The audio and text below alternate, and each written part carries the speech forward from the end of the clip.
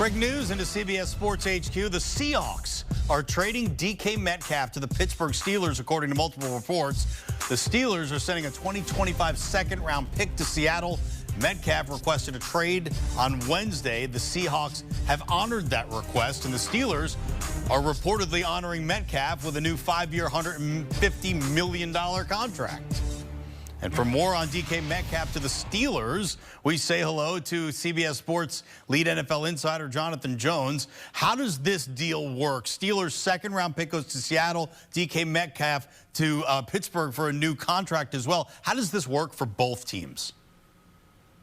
So the Pittsburgh Steelers have for some time wanted to get another wide receiver, right? We know that they were in the Brandon Ayuk sweepstakes dating back to last year, obviously missed out on him. And so they have been looking far and wide for another wide receiver. And then DK Metcalf comes available in Seattle as they start to do a little bit of a house cleansing for themselves. Second round pick, you know, that's fairly pricey, especially when you have to give a contract extension to the player. But Pittsburgh, obviously, again, wanting a wide receiver, needing a wide receiver opposite George Pickens. And so determining that that is worth the cost for them to go out and get DK Metcalf. I know that there were some reports out there that he wanted warm weather. Certainly, that was a preference of his. You know, the LA Chargers were believed to be a top candidate to get his services. The New England Patriots also certainly interested. Carolina Panthers, Houston Texans. But it's the Pittsburgh Steelers who quietly, with a second-round pick and a very large contract averaging $30 million per year, ultimately land DK Metcalf. All right, so the big question then becomes, who's throwing him the ball? Who's going to be the quarterback of the Steelers?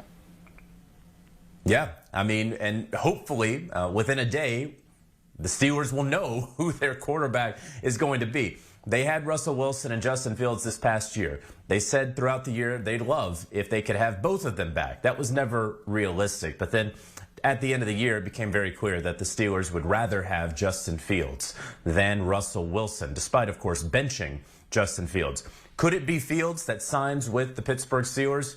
Yeah, it's possible.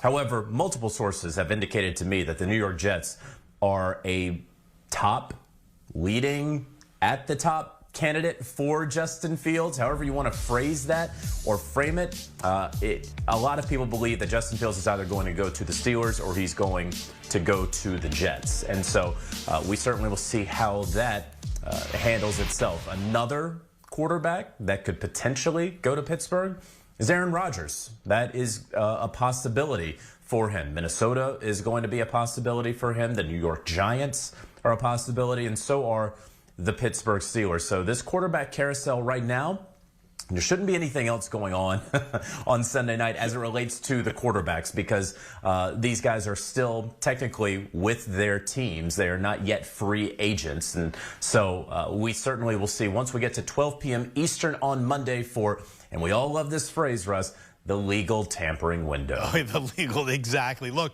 I got one more question for you, and it's about Seattle. Because you talk about a team that now needs a quarterback and a receiver one. I mean, this is a total teardown? Is that what's going on here?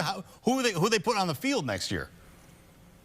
Yeah, it's going to be interesting to see how the entire plan for the Seattle Seahawks takes form and takes shape. Are they just going to be a ground and pound team, right? Going ahead and letting go of Tyler Lockett and trading a DK Metcalf. You have a defensive head coach. So is that what you're going to do, is just try to dominate teams and break their will at the line of scrimmage on the offensive side? That'll be interesting for me to see. Yes, a lot of talk around Sam Darnold being the next Seattle Seahawks quarterback. And I think that if you ask me what is the best possibility, that is probably the best possibility out there. That ultimately Darnold is going to secure a deal that will be a multi-year deal with guarantees for multiple years that will land him in Seattle. But again, we all have to wait until Monday for any of that to be unofficially official. Well, even before legal tampering begins with the NFL, Jonathan Jones hard at work on a Sunday with a lot of breaking news. And we thank you so much, JJ, for spending your time with us. All right, here are the largest contracts in Steelers history. And by the way, DK Metcalf is about to sign it reportedly. It's a 5-year deal worth $150 million after Metcalf is traded from Seattle for a second-round pick in the. Breaking news here on HQ.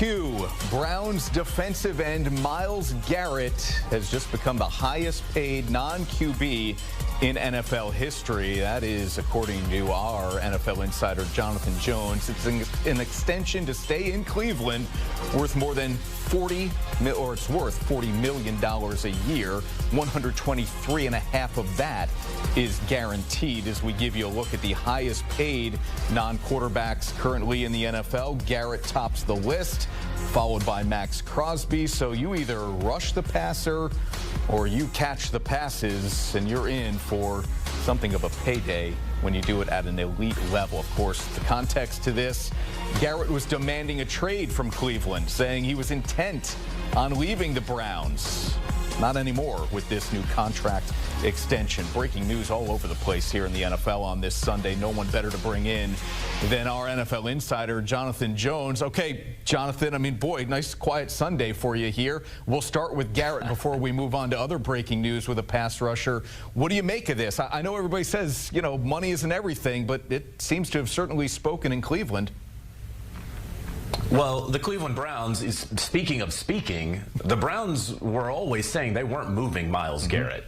Sometimes you have to believe folks at their word. Andrew Berry reiterated it over and over again. Myles Garrett, of course, he wanted to trade out of Cleveland, or at least that is what he said. Sometimes these are negotiating tactics, right?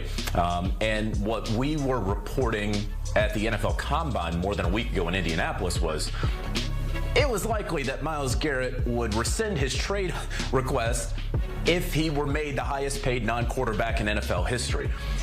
The Browns went above and beyond, right? I mean, we had the graphic up a bit ago where it was 35.5 with Max Crosby. It is very, very rare to see any NFL team go $3.5 million over the market, over the top of the market. But that is what the Browns have ultimately done here with Myles Garrett, making him the highest paid non-quarterback in NFL history. He is a remarkable pass rusher. And look, this is also the sort of math that the Browns have made. As he gets closer to 30, the Browns believe that Myles Garrett is a first ballot Hall of Famer who is going to continue his career trajectory into his 30s, a la Julius Peppers.